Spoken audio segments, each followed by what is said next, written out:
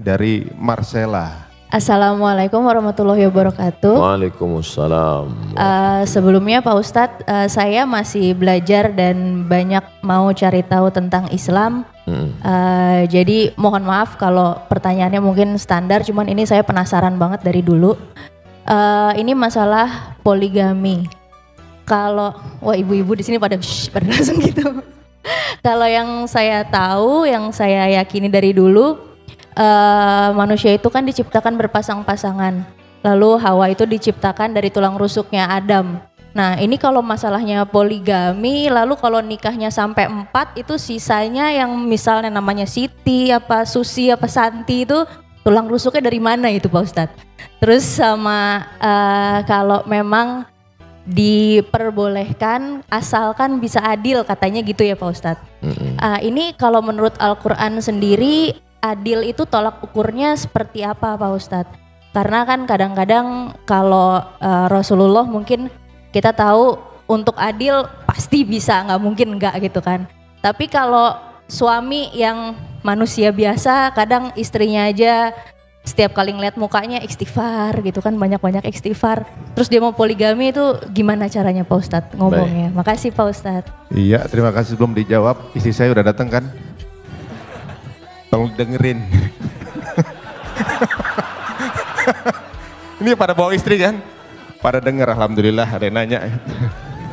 Pertama, bahwa hadis tentang khuliqatil mar'atu min dila', perempuan diciptakan dari tulang rusuk, bermakna kiasan. Tulang rusuk melindungi jantung atau jantung melindungi tulang rusuk? Tulang rusuk yang melindungi jantung. Perempuan itu tulang rusuk, laki-laki itu jantung. Maka perempuan yang melindungi laki-laki. Makanya dalam Quran disebut hunna libasul lakum wa antum libasul lahun. Perempuan menjadi pakaian bagi laki-laki, menutupi segala cacat, aib dan kekurangannya. Maka tulang rusuk menjadi pelindung bagi laki-laki. Nah, jadi jangan dipahami tekstual lalu sebelum nikah minta surat catatan dokter berapa yang hilang tulang rusuknya. Nah, saya nggak mau nikah sama kamu, tulang rusukmu hilang 3, berarti bini kau 3 katanya. Ini yang pertama. Yang kedua, Nabi Muhammad SAW menikah dengan Khadijah monogami 25 tahun. Monogami, istri tunggal. Baru poligami sekitar 10 atau 12 tahun. Mana yang lebih lama dalam kehidupan Nabi? Monogami atau poligami? Nampak jawaban serentak. Monogami. 3. Ayat tentang turun. Fankihu ma tabalakum minan nisa'i masna. Nikahilah perempuan 2. Wa thulasa, nikahilah 3. Waruba, nikahilah 4. Ayat itu nyuruh nambah atau mengurangi? Mengurangi. Karena dulu orang Makkah istrinya unlimited edition. Maka turun ayat ini untuk menyuruh kurangi. Maka yang saat itu bininya 10, dia pilih-pilih, setelah fit and proper test delete 6, tinggalkan 4. Ayat ini dulu mengurangi, bukan menambah. Yang keempat, bahwa dalam Islam poligami adalah solusi emergency door. Karena ini kalau tidak dibuka pintu sebelah kiri ini, pesawat akan meledak.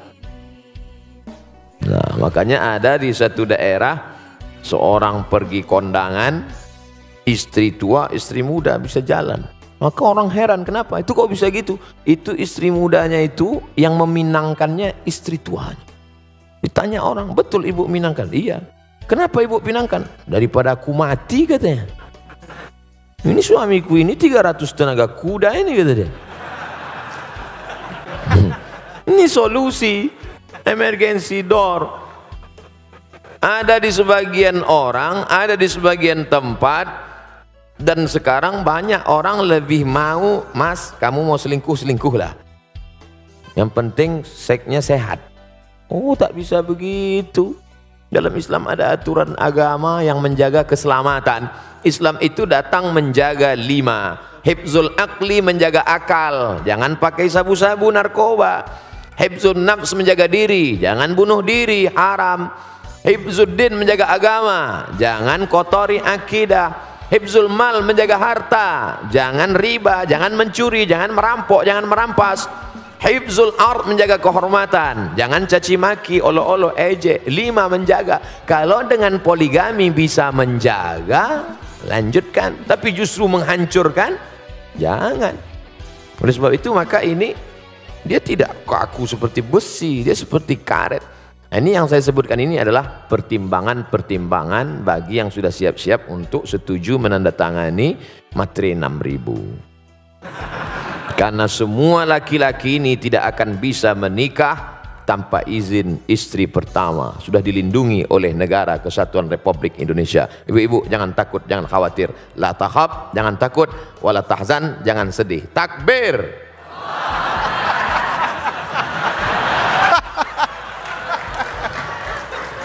Pas istri saya lihat Ustaz. Alhamdulillah ya, aman ya ibu-ibu ya. Aman. Baiklah, berikutnya kami persilakan Ustaz untuk pertanyaan yang dari kertas. Apa yang dimaksud punuk unta? Sebuah hadis yang diutarakan untuk wanita. Punuk unta salah satu sampel contoh. Tapi banyak hadis lain, substansi maknanya adalah, saya sebutkan satu. Ayat Quran bahkan. La yadribna bi arjulihidna, janganlah memukul kaki ke lantai. Dipakai gelang kaki bergemerincing, yadribna bi arjulihidna, dipukulkan kaki ke lantai waktu jalan. Kerincing, kerincing, kerincing, kerincing, kerincing. 1. 2. La tabarrujna tabarrujal jahiliyatil ula, jangan bersolek-solek jahiliyah. 3. Jangan memakai seperti punuk unta naik ke atas. Dari 3 sampel contoh ini makna substansinya adalah norak, berlebihan, lebih dari normal, abnormal, supaya diperhatikan orang. Adapun sekedar mengikat rambut, kebetulan rambut dia panjang, maka diikatnya pakai karet gula. Diikatnya, lalu kemudian ketika dia pakai jilbab agak menonjol sedikit, ya nggak apa-apa. Tapi sengaja dipakai tinggi ke atas supaya ketika dia lewat semua wow. Jadi jangan ditangkap sampelnya, tapi yang diambil adalah substansinya. Karena sekarang banyak orang, perempuan tidak seperti punuk onta, tapi noraknya lebih daripada punuk onta. Pahami ini dengan baik. Tentang masalah gemerincing di lantai tidak ada lagi. Tentang solek jahiliyah tidak lagi. Tentang punuk onta tidak. Dia selamat dari 3 kasus contoh, tapi substansi noraknya masih bertahan. Maka hukumnya dia tetap kena.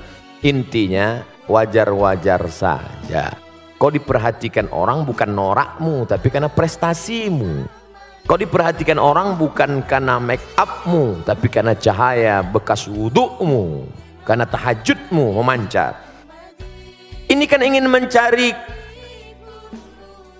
hati orang supaya suka. Padahal hati orang itu punya Allah. Kalau Allah sudah menanamkan cinta ke dalam hatimu, maka hati-hati hamba itu pun ikut cinta kepada engkau. Oleh sebab itu maka raihlah cinta Allah dengan tahajud, raihlah cinta Allah dengan baca Quran dan zikir, bukan dengan yang semu, bukan dengan yang hilang. Karena kita akan capek melelahkan diri sendiri hanya dengan kepalsuan-kepalsuan.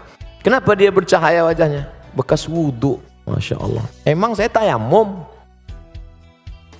Artinya kita tetap beramal, berdoa, biarlah orang suka, karena Allah menanamkan suka itu bukan karena dibuat-buat. Karena sesuatu yang dibuat-buat kita akan lelah, capek sendiri. Normal saja, apa adanya. Apa boleh seorang anak naik haji tapi orang tuanya belum pernah pergi haji. Pulang dari sini, kau ambil kain selendang, kau gendong ibumu dari Jakarta jalan kaki ke kota Makkah. Sampai di Makkah kau tawaf 7 putaran, naik ke Bukit Safa, pergi ke Marwah 7 putaran, tahallul. Maka belum dapat menebus sekali teriakannya saat melahirkanmu. Oleh sebab itu yang punya uang, senangkanlah hati orang tua. Buatlah ibumu seperti raja, maka rezekimu akan seperti raja-raja. Bukan hadis Nabi, saya ketemu di grup WhatsApp. Senangkan orang tua, karena setelah Allah langsung orang tua. Wa qadha rabbuka alla ta'budu illa iyyah. Allah mewajibkan engkau hanya beribadah kepada Allah. Habis Allah, wabil walidaini ihsana, berbakti kepada orang tua. Kalau masih hidup dia senangkan.